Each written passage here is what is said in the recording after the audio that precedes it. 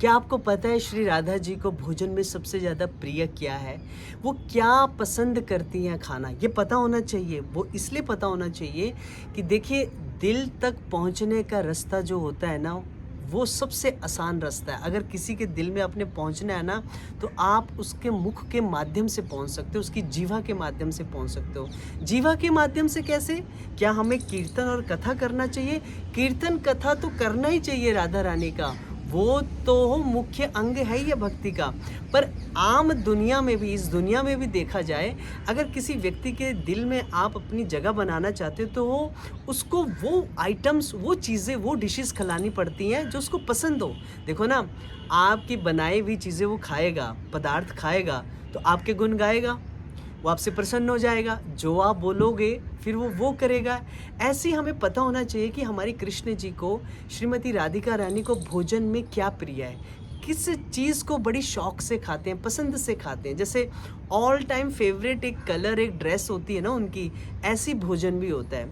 ये बताने से पहले कि राधा रानी जी का सबसे प्रिय भोजन क्या है नमकीन में और मीठे में क्या है, उससे पहले मैं आपको ये बताना चाहता हूँ कि राधा रानी जी जब छोटी थी, तो उस समय वहाँ पे दुर्वासा ऋषि जी का आगमन हुआ।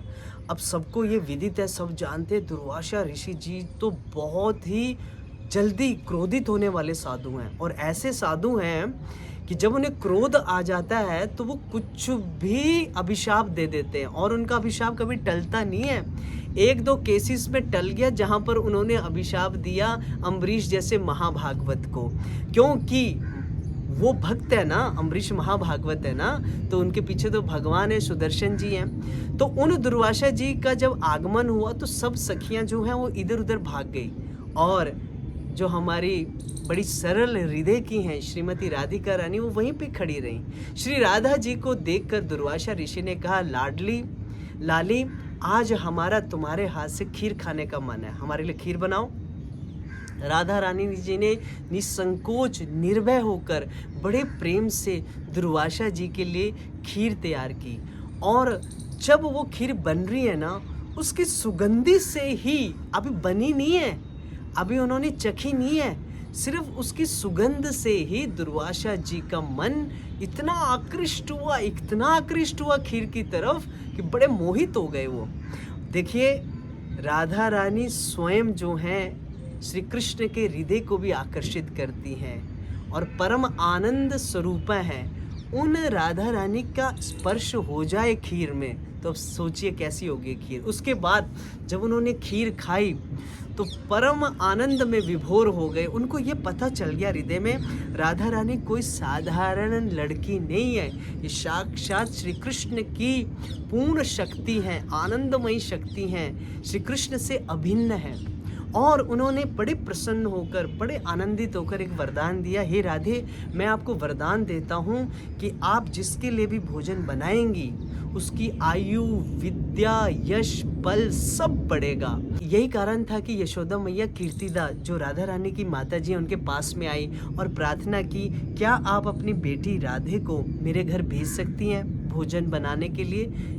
वो एक्चुअली ये चाहती थी कि राधा रानी मेरे घर में भोजन बनाए, कृष्ण वो भोजन पाए, और मेरे पुत्र कृष्ण की आयु लंबी हो, उसको बल मिले, यश मिले। देखो ना, माँ यशोदा का कितना सरल भाव है, वो उनके लिए आयु मांगती हैं जो सनातन पुरुष हैं, जिनके बारे में हमारे शास्त्र कहते हैं, जो अद्वैतम अच्युतम अनादि अनंत रूपम, जिनके बराबर कोई नहीं हो सकता, जिनके समान कोई नहीं हो सकता, और जो सनातन पुरुष है, उनके लिए माँ यशोदा सोच रही हैं कि मेरे पुत्र की आयु बढ़े। इसका कारण है वात्सल्य रस की चमत्कारिता, वात्सल्य रस का प्रभाव।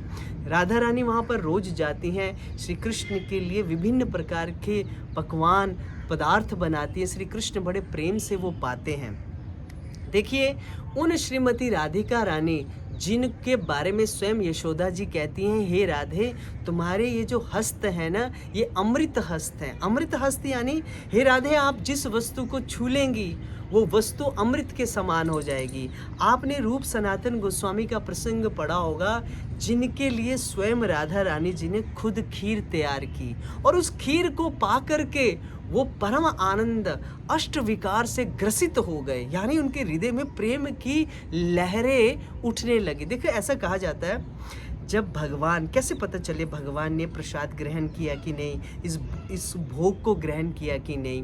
देखिए, जब उस प्रसाद पाने के बाद में आपके हृदय में कृष्ण के प्रति चिंतन शुरू हो जाए। देखिए, जो भगवान ने खाया है ना, अगर वो सच में भगवान ने खाया तो उसका ना साक्षात आपका हृदय भी शुद्ध होना चाहिए। ये भी बात है, आपका हृदय साफ है, आप सिंसियर हो, आप भगवान की भक्ति करना चाहते हो। जैसे वो प्रसाद आपके मुख में जाएगा, वो प्रसाद आपके हृदय में कृष्ण आनंद की तरंगों को फैलाना शुरू कर देगा। जो भक्ति की वाइब्रेशंस हैं वो स्टार्ट होनी शुरू हो जाएगी, आपके हृदय में आनंद उत्पन्न होना शुरू हो जाएगा, क्योंकि साक्षात राधा और कृष्ण ने उसको ग्रहण किया है ना, तो उसका असर तो हो गई। जब राधा रानी ने रूप सनातन गोस्वामी पे कृपा की, जैसी रूप सनातन गोस्वामी ने उस खीर प्रसाद को पाया, उनके हृदय में आनंद उत्पन्न हो गया।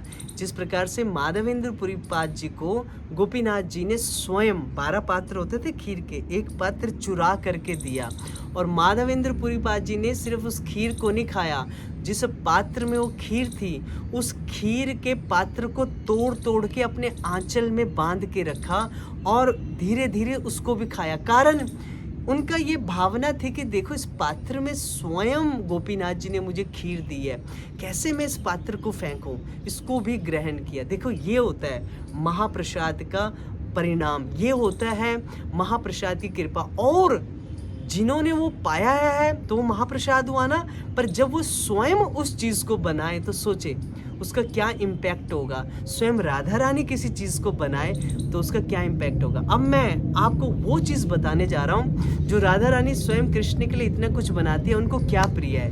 उनको नमकीन में प्रिय है अरबी की सब्जी और साथ में कड़ी, और मीठे में उनको प्रिय है रबड़ी और खीर। खीर इसलिए कि दुर्वासा ऋषि, जैसे आपने सुना होगा, उन्होंने अपने भक्त के लिए खीर बनाई। जब भी आप खीर बनाए राधा रानी जी के लिए, उस खीर को वैष्णव में ज़रूर वितरित करें, उनको ज़रूर दें, क्योंकि राधा रानी जी ने स्वयं खीर बना के दुर्वासा, जो उनके परम प्रिय भक्त हैं, उनको दी। तो इसके माध्यम से ये शिक्षा मिलती है, जो भी भोग हम भगवान को अर्पण करते हैं, जब वो महाप्रसाद बनता है, हमें स्वयं ही उसको खाना नहीं चाहिए, उसको सभी भक्तों में वितरित करना चाहिए। और श्रीमती राधिका रानी जी को जो चीज़ पसंद है खाने में, वो उनके फंक्शंस में, चाहे राधाष्टमी हो चाहे कोई दूसरा बड़ा फंक्शन हो, ज़रूर अपने हाथों से बना के अर्पित करना चाहिए।